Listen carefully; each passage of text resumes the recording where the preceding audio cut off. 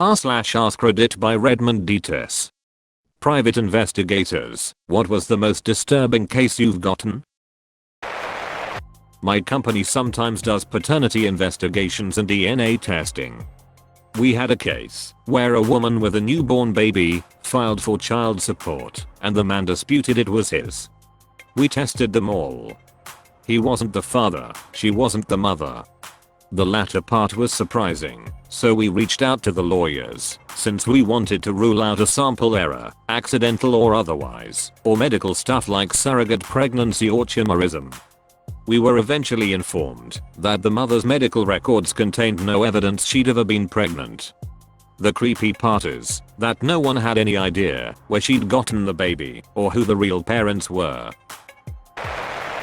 Not a PI, close friend who told me this story is. He was contacted for a contract offer to find evidence of an estranged man's wife having an affair. Nothing was readily apparent on socials, so he did physical investigation and stalked the wife, found out where she was going. Roughly twice a week she would go to someone's house and bring her kid too. Did a bit of research on the person that was either the homeowner or renter.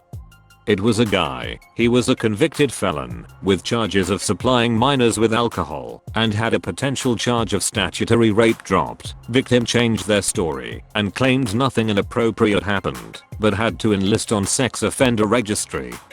PI immediately dropped the case and notified proper authorities about it, and husband. Legitimate police did a joint investigation with the FBI and got a search warrant for his home.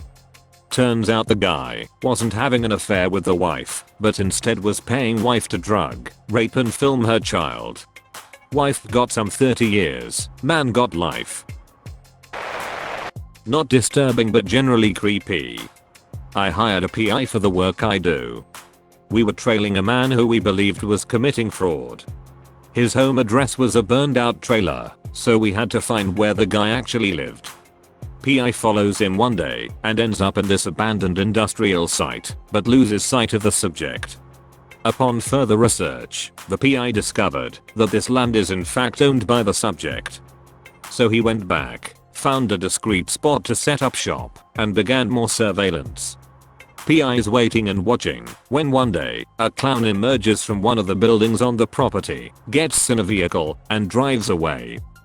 Apparently, guy had multiple side hustles, including working as a clown doing face paint, etc. at local carnivals, all the while living on the property of an old abandoned industrial complex.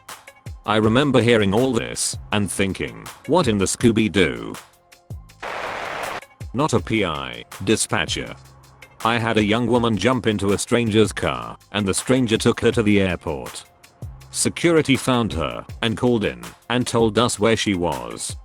We got a basic rundown of the story from her, basically saying she was running from her boyfriend, who was a sex trafficker. A few minutes later, another guy calls, saying that he was trying to help a woman escape her boyfriend because the boyfriend was trafficking her. He was gonna put her up in a hotel room, and then she just took off with another man, and he's looking for her because he's worried about her. This is not the guy she jumped in the car with. I'm listening. I'm asking identifying questions. I'm asking him to repeat the story knowing that officers are already with her, and then he says he's at the airport and I make sure dispatch knows to get an officer to meet with him immediately, because guess what? He was the trafficker. Edit, just to give you an ending, trafficker did get arrested, the woman was not returned to him. Not a PI anymore, but I used to be. I was lucky to never really face anything too out there. However, there was a case in which a company suspected one if its branch managers was doctoring the books. Things like billing HQ for expenses that didn't exist. Like bills for snow plowing when it hadn't snowed in months. Phantom employees that didn't actually exist collecting paychecks and not registering cash sales and pocketing the money. One of the investigators, not me thank God, made the stupid mistake of calling up the manager and telling him to have the books ready for an audit the following day. The manager lit the entire place on fire, including the books, and fled the country. The fire also impacted neighbors and put 2 people in hospital. So now the dude went from potential embezzlement charges to arson. Was he ever caught? Yes. Our job was to audit and find grounds to get the police involved. But once he lit the place on fire, they were interested regardless. And once he fled the country, the FBI was. He was caught rather quickly. He fled to Canada, where he had relatives, and stayed with them, dumbass. Canadian police extradited him back to the United States within a week. We had a case years ago where two best friends ran a bar in a border town. One guy was a hard-working professional business person.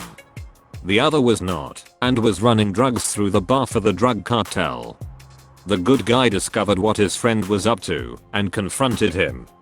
Next thing you know, good guy was found dead on his balcony with a gun in his hand, but the scene appeared staged to look like a suicide.